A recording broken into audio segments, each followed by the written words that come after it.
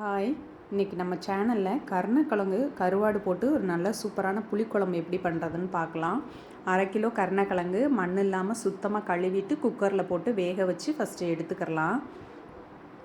ஒரு 3 விசில் வச்சு எடுத்துக்கோங்க. 2 விசில் ஹையில், 1 விசில் சிம்மில் வச்சு எடுத்துக்கோங்க. இப்போ தாளிக்கிறதுக்கு சின்ன வெங்காயம், நல்ல பழமாக ஒரு தக்காளி, கருவேப்பிலை கொஞ்சம், ஒரு 4 பச்சை மிளகாய் எடுத்துக்கோங்க.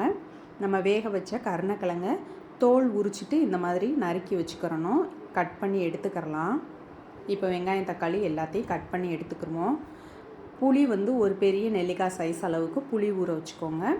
இதில் கருவாடு சேர்க்குறேன்னா நம்ம இதை வேக வைக்கும் போதே இந்த கருவாடை என்ன பண்ணுன்னா தண்ணியில் போட்டு ஊற வச்சுருங்க. அப்போ தான் உப்பு கூடுதலாக இருந்தாலும் சுத்தம் பண்ணி எடுக்க முடியும். இப்போ ஒரு மண்சட்டியை நல்லா சூடு பண்ணிக்கோங்க. ஒரு 4 டீஸ்பூன் அளவுக்கு எண்ணெய் சேர்த்துக்கோங்க. இப்போ இதில் 1/2 டீஸ்பூன் வெந்தயம் தாளிக்கிறதுக்கு சேர்த்துக்கோங்க. வெந்தயம் நல்லா பொரியட்டும். பொரிஞ்சதும் நறுக்கின சின்ன வெங்காயம் சேர்த்துக்கோங்க. சின்ன வெங்காயம் நல்லா வதங்கினதுக்கப்புறமா நல்ல வாசனை வரும். அதுக்கப்புறம் 4 பச்சை மிளகாயை கீரி சேர்த்துக்கோங்க.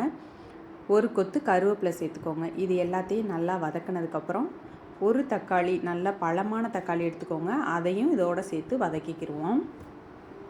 இந்த கருணக்கிழங்கு அரிப்பு இருக்கும். அதனால் நம்ம என்ன பண்ணணும்னா, புது கிழங்கா நீங்கள் சமைக்கணும் அப்படின்னா குக்கரில் வேக வைக்கும் போது கொஞ்சம் புளி சேர்த்து வேக வச்சிங்கன்னா அந்த அரிப்பு இருக்காது. இப்போ தக்காளி இதெல்லாம் நல்லா வதங்கினதுக்கப்புறம் நம்ம 1/4 டீஸ்பூன் மஞ்சத்தூள் சேர்த்துக்குருவோம். மஞ்சத்தூள் சேர்த்ததுக்கப்புறம் நறுக்கி வச்ச கருணக்கிழங்கை சேர்த்துக்கோங்க.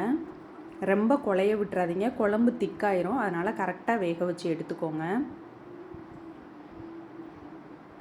ஒரு கிழங்கு பெருசாக இருக்கும், ஒரு கிழங்கு சின்னதாக இருக்கும். அதனால் அதை பார்த்து அதுக்கேற்ற மாதிரி விசில் வச்சு நீங்கள் வேக வச்சு எடுத்துக்கோங்க. இப்போ இதில் மிளகாத்தூள், மல்லித்தூள் சேர்த்துக்கிறலாம். இப்போது 4 டீஸ்பூன் இருக்கும் மல்லித்தூள் சேர்த்துருக்கேன். 2.5 டீஸ்பூன் அளவுக்கு மிளகாத்தூள் சேர்த்துக்கோங்க. இப்போ நம்ம புளி கரைசலை இதில் சேர்த்துக்கிறலாம். புளி தண்ணி சேர்த்துட்டு குழம்ப நல்லா கலந்து விட்டுட்டு அதுக்கப்புறம் உங்களுக்கு எவ்வளோ தண்ணி வேணுமோ அதை ஊற்றி இதில் உப்பு, புளி, காரம் எல்லாம் போதுமான்றதை செக் பண்ணிக்கோங்க. நான் இப்போ இதில் இன்னும் கொஞ்சம் தண்ணி மிக்ஸ் பண்ணிக்கிறேன். இப்போ தண்ணி மிக்ஸ் பண்ணிவிட்டு நம்ம செக் பண்ணிவிட்டு மூடி வச்சுருவோம். குழம்பு நல்லா எண்ணெய் பிரிஞ்சு கொதிக்கட்டும். அதுக்கப்புறம் லாஸ்ட்டாக தான் கருவாடு சேர்க்கணும். கருவாடு இப்போயே சேர்த்திங்கன்னா கரைஞ்சி போயிடும், அப்புறம் முள்ளுலாம் சாப்பிடும்போது குத்தும். இப்போ உப்பு சேர்த்துட்டு மூடி வச்சிடலாம். உப்பையும் கொஞ்சம் கம்மியாக சேர்த்துக்கோங்க. இப்போ குழம்பு நல்லா ஒரு 10 நிமிஷம் கொதித்து எண்ணெயெல்லாம் பிரிஞ்சு வந்துருச்சு. இப்போ நம்ம சுத்தம் பண்ணி வச்ச இந்த கருவாடை இதில் சேர்த்துக்கோங்க. ஏன்னா கருவாடில் வேறு உப்பு இருக்கிறதுனால குழம்புல கொஞ்சம் கம்மி பண்ணி சேர்த்துக்கிறணும்.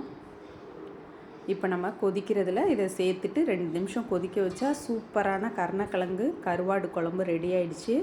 நீங்களும் இது மாதிரி உங்கள் வீட்டில் ட்ரை பண்ணி பாருங்கள். எப்படி வந்ததுன்னு ஃபீட்பேக் மறக்காமல் கொடுங்க. லைக் பண்ணுங்கள், ஷேர் பண்ணுங்கள், சப்ஸ்கிரைப் பண்ணுங்கள்.